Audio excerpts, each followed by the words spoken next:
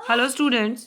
तो हम करने जा रहे हैं चैप्टर 8 जीव जनन कैसे करते हैं, इंपॉर्टेंट एमसीक्यूज। फर्स्ट क्वेश्चन हमारा क्या है, एक कोशिका विभाजित होकर कितनी कोशिकाएं बनाती है। तो देखिए, जब भी एक कोशिका विभाजित होती है तो हमेशा दो कोशिकाएं बनती हैं। जैसे आपके पास अमीबा का भी एग्जाम्पल है और बहुत सारे। कौन सा अणु है जो जीव संरचना डिजाइन का ब्लूप्रिंट रखता है। तो कौन सा अणु है, आपके पास डीएनए है जो केंद्रक के अंदर होता है, जिसके अंदर सारे के सारे आनुवंशिक गुण होते हैं। नेक्स्ट क्वेश्चन है, दो कोशिकाएं जो समसूत्रों विभाजन के परिणाम स्वरूप बनती हैं वे कैसी होती हैं। समसूत्री विभाजन से जो कोशिकाएं बनती हैं वो हमेशा एक जैसी होती हैं। कैसी होती हैं? एक जैसी। नेक्स्ट आता है, एकल जीवों में प्रजनन की कौन कौन सी विधि है। विखंडन और खंडन, पुनर्जनन, मुकुलन, तो ये सारी ही विधि एकल जीवों में यूज होती हैं। तो आंसर होगा उपरोक्त सभी। नेक्स्ट क्वेश्चन है, विभिन्नताएं किसका आधार होती हैं। जाति उद्भव का, जैव विकास का, समष्टि का, उपरोक्त सभी। तो विभिन्नताएं इन सारी चीज़ों को ही बनाने के लिए हेल्पफुल रहती हैं। नई जाति भी बनती है, कुछ जाति में विकास भी होता है, यानी कुछ बदलाव होकर कुछ अच्छा आता है। नई समष्टि यानी नई स्पीशीज भी बन जाती है जब विभिन्नताएं बहुत ज़्यादा होती हैं। नेक्स्ट क्वेश्चन है, प्लाज्मोडियम में अलैंगिक जनन की कौन सी विधि है। तो प्लाज्मोडियम जिसकी वजह से मलेरिया होता है, उसमें बहुखंडन द्वारा क्या होता है, विभाजन होता है, यानी एक प्लाज्मोडियम बहुत सारे प्लाज्मोडियम में एक साथ टूट जाता है।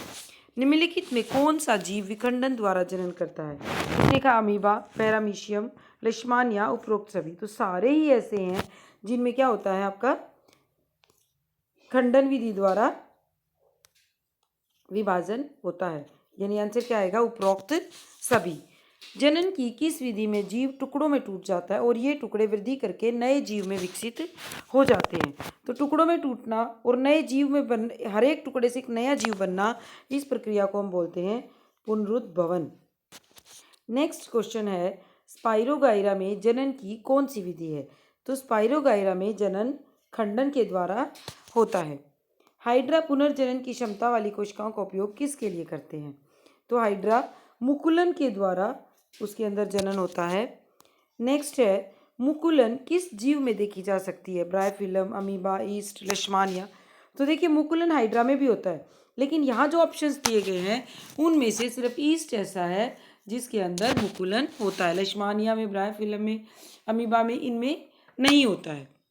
नेक्स्ट क्वेश्चन देखिए, कायिक प्रवर्धन द्वारा कौन जनन करता है। गन्ना, गुलाब, अंगूर। तो सारे ही ऐसे हैं, जैसे गन्ने की भी आप तना लगाते हैं, गुलाब की भी तना लगा सकते हैं, अंगूर की भी बेल में आप तने की जरिए नया पौधा बना सकते हैं। तो कायिक प्रवर्धन का अर्थ क्या होता है, सीड के अलावा किसी भी दूसरे पौधे के भाग द्वारा जब नया पौधा बन जाता है तो उसको हम क्या बोलते हैं, कायिक प्रवर्धन। तो आंसर होगा उपरोक्त सभी। किस अलैंगिक जनन विधि में पौधे का पूरा शरीर पौधे के किसी भाग जैसे जड़, तना या पत्ते में विकसित होता है। तो इसने कहा पुनर्जनन, मुकुलन, कायिक प्रवर्धन या खंडन। तो कायिक प्रवर्धन ऐसा है जो पौधे में होता है। पुनर्जनन, मुकुलन और खंडन विधि पौधों में नहीं होती। अगर पौधे की बात आती है तो कायिक प्रवर्धन यानी सीड के अलावा किसी दूसरे भाग द्वारा नया पौधा बनना। ब्रायोफिलम में कायिक प्रवर्धन किसके द्वारा होता है, पत्तों के द्वारा। किसके द्वारा होता है, पत्तों के द्वारा। आलू में कायिक प्रवर्धन किसके द्वारा होता है। तो आलू में तने के द्वारा, क्योंकि जो आप आलू खाते हैं वो मॉडिफाइड स्टेम होता है, यानी तना होता है, और उस आलू को ही हम उगाते हैं नया पौधा बनाने के लिए। निम्नलिखित में से किस में अधिक विभिन्नताएं होती है। लैंगिक जनन में, कायिक प्रवर्धन में, लैंगिक जनन में। तो देखिए, लैंगिक जनन में ही विभिन्नताएं होती हैं, कायिक प्रवर्धन और अलैंगिक जनन में विभिन्नताएं नहीं होती। राइजोपस में अलैंगिक जनन विधि कौन सी है। राइजोपस में इसने कहा खंडन, विखंडन, मुकुलन या बीज। राइजोपस एक तरह की फंगस है, उसमें क्या होता है, बीजाणु समासंग द्वारा ही जनन होता है। कौन सी जनन कोशिका बड़ी होती है और उसमें भोजन का पर्याप्त भंडार भी होता है। तो जनर युग्मक, मादा युग्मक, कै और खे दोनों, इनमें से कोई नहीं। तो देखिए, जो मादा युग्मक है वो जनन कोशिका बड़ी होती है और उसमें भोजन का पर्याप्त भंडार होता है। तो आंसर होगा मादा युग्मक। नर युग्मक गलत आंसर दिया हुआ है, इसका आंसर होगा मादा युग्मक। नेक्स्ट क्वेश्चन, आपके तो यहाँ पे ये इंपॉर्टेंट क्वेश्चंस खत्म होते हैं। इसका आंसर देखिए, ध्यान रखिएगा कि बड़ी कोशिका मादा युग्मक होती है, उसी में भोजन का पर्याप्त भंडार होता है। सो इन क्वेश्चंस को आप अच्छे से कीजिए। And if you like the channel, please subscribe and share this video also. Thank you.